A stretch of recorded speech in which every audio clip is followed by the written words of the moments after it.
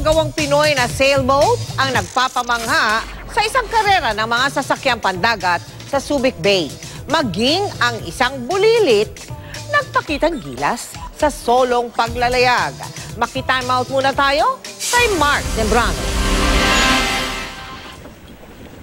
Sa edad na 9 na taong gulang, bakas na kay Princess Angara ang potensyal sa pagiging isang mahusay na sailor. Sa kanyang solo na paglabas at pagsail ng dinghy o maliit na sailboat, tapang at tibay ang pinakita ni Princess. Pag minamaneho mo siya, masaya ka, parang naglalaro ka lang. Bahagi ang Dinghy Cup sa prestiyosong 2017 Commodore's Cup Regatta sa Subic Bay. Isang karera na tampok din ang mga naglalakihang sailboat na tanging hangin lang ang nagpapatakbo.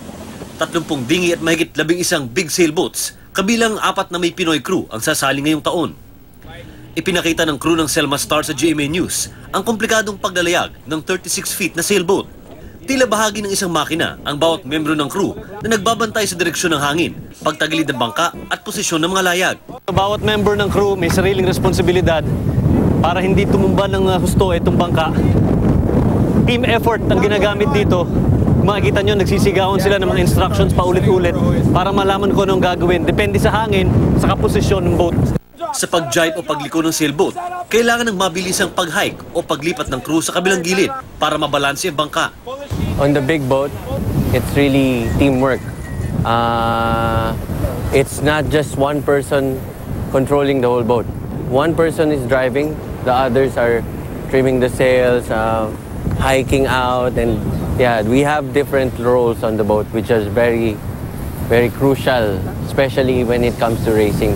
Mahalaga umano na mapalakas ang sailing sa bansa dahil isa ito sa mga industriyang pwedeng pagkakitaan ng mga Pilipinong likas na komportable sa karagatan.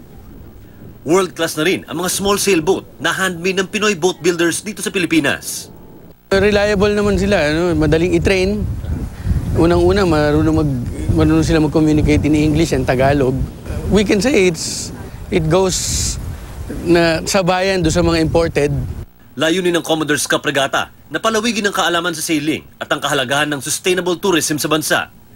Gaganapin ng Commodore's Cup Regatta mula April 19 hanggang 23. Mark Zembrano, nakatutok, 24 oras.